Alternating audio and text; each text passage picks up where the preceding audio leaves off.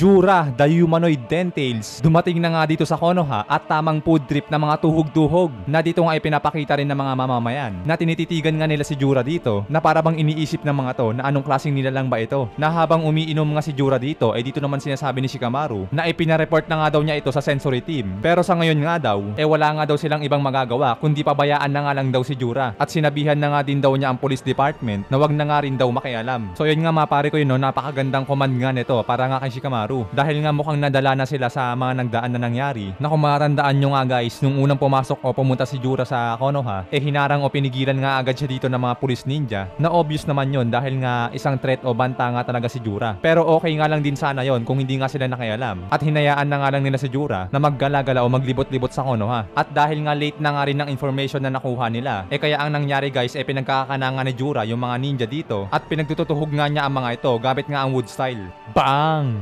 Butas-butas, tuhog-tuhog. Welcome to the Donut Club mga sir. Pero ngayon guys, asahan nyo na hindi na nga mangyayari yun o may iwasan na nga dahil nga sa maagang command ni Shikamaru na wag na nga lang pakialaman si Jura. So diba mga pare ko kung maaalala nyo, sinabihan na nga ni Kashin Koji si Shikamaru na kung sakaling makita nga daw nila si Jura na nasa Konoha na isang halimbawa nga daw na kung sakaling nakita nga daw nila ito sa isang bookstore ay itrato nga lang daw nila ito na parang regular customer or ordinary customer. Gawin nga lang daw nila ito kay Jura sa kahit anong lugar man daw ito pumunta sa loob ng Konoha. At kaya ngayon pinapakita dito sa panel na to tama lang din na hayaan nilang mamaya pa dito si Jura at hayaan na nga lang talaga nila na mag food trip ito dahil sinabi o dinagdag pa nga ni Koji na hanggat maaari nga daw wag nga daw nilang gagalitin si Jura dahil kapag totoong nagalit nga daw ito sa kanila mas lalong wala nga daw silang tsansa na manalo laban dito at kaya ang pinaka the best option na nga lang dito papasukin na nga lang ito sa kung saan saan lalo't hindi rin naman possible na manggulo ito basta makuha niya lang ang mga simpleng bagay. At ngayon nga mga pare koy, base nga din dito sa panel na to dyan nga guys mukhang pinapakita nga rin na mukhang naiwan nga si Hidari sa hideout nila at marahil na si Mamushi pumunta na nga rin sa Konoha pero magkaiba nga lang sila ng direksyon ni Jura dahil remember guys ang target nga ni Mamushi ay si Ada. So kung si Jura ay pa food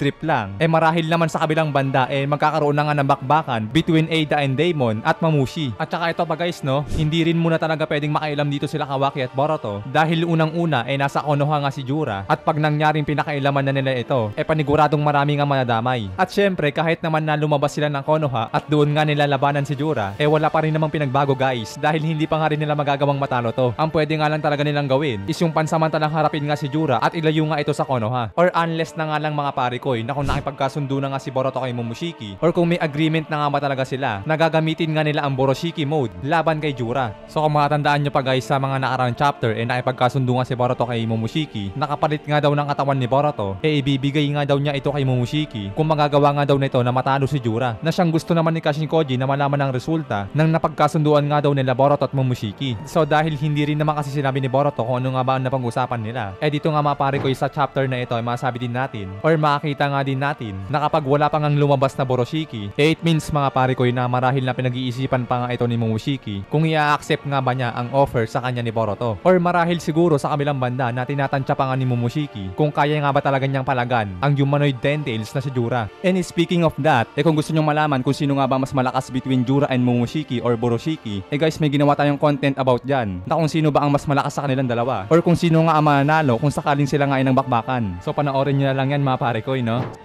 So hanggang dito nga muna guys ang ating early spoilers para sa chapter na ito. At abang-abang na lang sa mga isusunod na ilalabas na mga chapter or sa mga ilalabas na panel para sa ating spoilers. Hanggang dito guys, maraming salamat sa inyong panonood. Keep safe palagi, sana nag-enjoy kayo. Anime Tagalog Talakayan nagpapaalam.